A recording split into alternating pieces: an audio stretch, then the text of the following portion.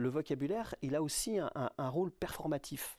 C'est-à-dire qu'à partir du moment où il nous amène à voir les choses d'une certaine manière, eh bien, il va nous amener à traiter les choses d'une certaine manière. Je vais prendre un exemple très très concret. Il y a un mot, par exemple, c'est facteur humain.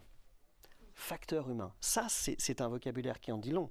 C'est-à-dire, derrière l'idée du mot facteur humain, il y a une certaine conception de l'intervention humaine. C'est-à-dire, le facteur humain, en gros, c'est l'aléa, c'est l'imprécision, c'est l'imprévisibilité. Bref, c'est quelque chose qu'on aimerait pouvoir réduire. Nommer l'intervention de l'homme comme ça, c'est le circonscrire dans une certaine manière de voir les choses.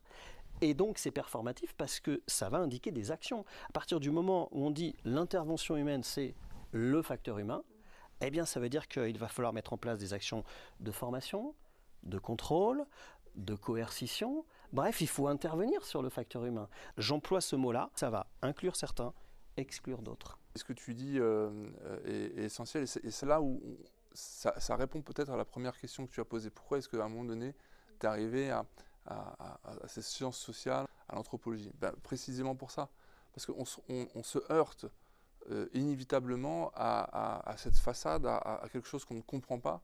Voilà, on a l'impression que en appliquant strictement la norme, ça va fonctionner. Ben, on se rend compte que pas du tout.